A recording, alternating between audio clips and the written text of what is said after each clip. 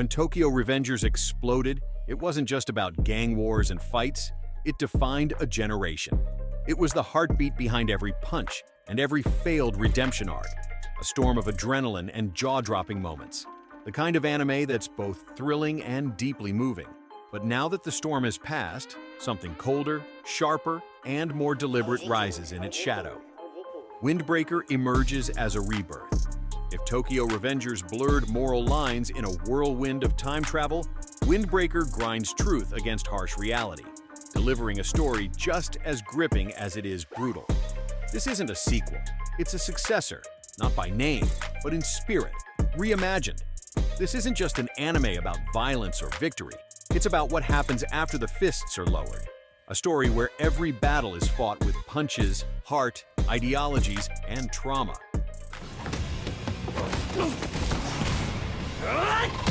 If Tokyo Revengers was the thunder before the downpour, Windbreaker is the tidal wave that floods the shore.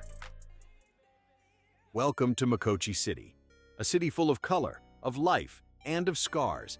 Every rusted fence, every flickering street lamp, every overgrown rooftop garden hides 1,000 untold stories. You don't just pass through this place, you get consumed by it. If you don't adapt, if you don't learn to hear its warnings, its songs, its mourning, you get crushed. In Windbreaker, the city isn't just the setting, it's the reason the story exists. A place haunted by its past, where justice isn't measured by laws, but by silence. The calm before the fight. The people believe they can count on their protectors. And that's when we meet our main character, Haruka Sakura. Furine Sakura Haruka.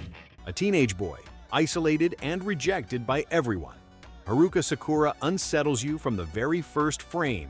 He's not loud, he's not cocky, he doesn't have the swagger of a natural-born leader, but there's something about him that radiates raw power. Haruka walks like someone who's already lost too much. There's no innocence left in his step. His only goal is to become the strongest and to be acknowledged for it. His natural detachment isn't arrogance, it's armor. He doesn't want to be unreachable. He just believes no one would ever come close, even if he let them. He's the kind of guy who grew up watching people fall. And in doing so, he swore he'd never complain. He'd never break. He enrolls, by choice, into Furine High School, known as the worst school in Japan, where brute strength is king. He expects to meet the worst kind of delinquents, and wants to beat them to become the strongest. But before his first day even begins, he's in the streets and he witnesses an attack. ねえ、だからどいてってば。そんなこと言わないでさ。A woman named Kotoha is being harassed by several men. Naturally, Sakura steps in to defend her. The group mocks him, treating him like a joke, until they try to hurt Kotoha again. Big mistake. Sakura unleashes hell on them. His movements? Smooth, precise, devastating. He wipes the floor with them. But then, one of them pulls a knife and stabs Sakura. It gets harder and harder for him to protect Kotoha as more men show up. They're overwhelmed, until suddenly, someone jumps in.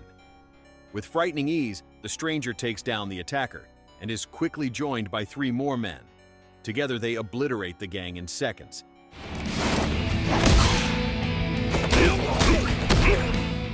Sakura watches, amazed. Then he notices, these guys, they're from Furine, the school he believed was the pinnacle of violence. The locals, who had locked themselves in their homes, step outside, approaching the fighters, and together, they thank them. They bring them gifts, food, drinks, and that's when Sakura begins to understand. These students, they're not what he expected. They're the protectors of the city. But then, why the terrible reputation? Why the rumors? What changed? This shock marks the true beginning of Haruka's story at Furine. He discovers a school that's broken, on the outside and the inside. Graffiti covers the walls. Nothing is maintained. He meets his classmates, all weird, all different. He's dead set on surpassing them, on becoming the top dog. But immediately he's confronted by a guy named Kyotaro, a fanatical follower of the school's leader. When Kyotaro hears Sakura talking big, he snaps and attacks him. Most students are paralyzed by Kyotaro's strength and reputation. But Sakura? He doesn't flinch. Against all odds, he holds his own.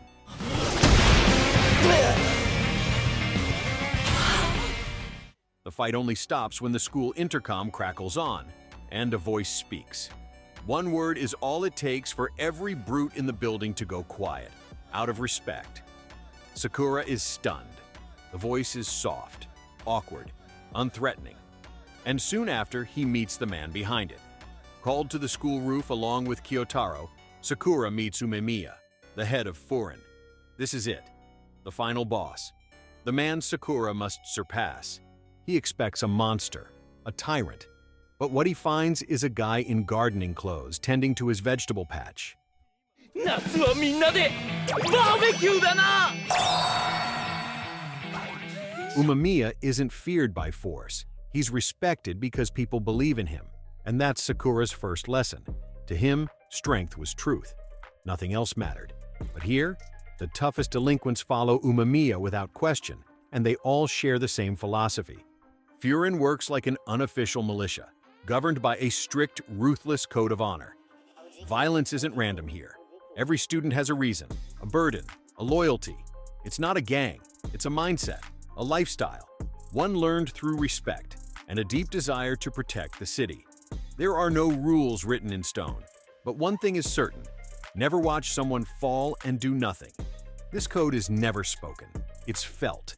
When Hajime lends his jacket to a trembling first year, when Kyotaro, swollen-eyed after a fight, drags himself into the next one without a word, when Akihiko, dead-eyed from trauma, cracks a sharp joke just strong enough to keep the group from collapsing.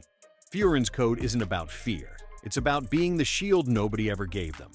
So when Haruka enters this world, fists raised to punish, not protect, his transformation isn't instant. It's slow, painful, earned, because at Furine, progress isn't measured in power, but in selflessness.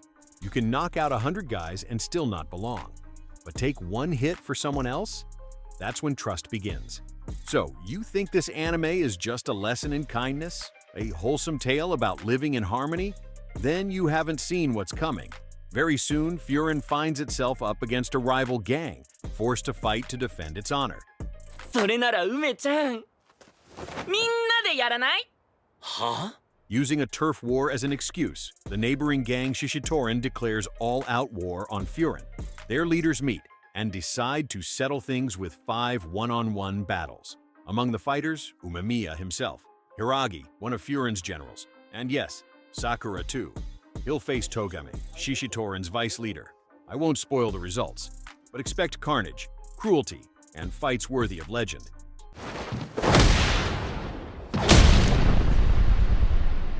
The animation? Absolutely stunning. The characters? Charismatic as hell. Believe me, this has nothing to envy from Tokyo Revengers. In Tokyo Revengers, we kept seeing the same loop. Takamichi, powerless, always saved at the last second. Never a moment where he truly shines with strength. Spoiler, that's not the case with Haruka, the MC of Windbreaker. He's emotionally unstable. He doesn't know how to deal with friendship or gratitude. But when it's time to fight, he's a monster.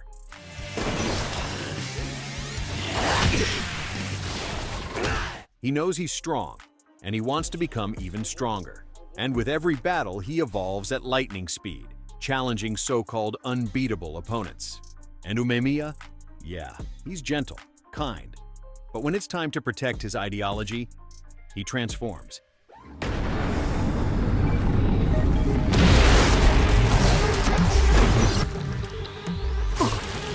He carries the hopes of his subordinates with pride and certainty. He's insanely powerful, and you'll see that for yourself in his fight against the rival gang leader. In short, Windbreaker will give you chills. You'll get epic fights, deep reflections on strength, what it means, how it's used, and most of all, we're only in Season 2. Haruka Sakura's story is far from over. Smash like, subscribe, and for those watching the anime, Unamiya against Mikey. Who wins?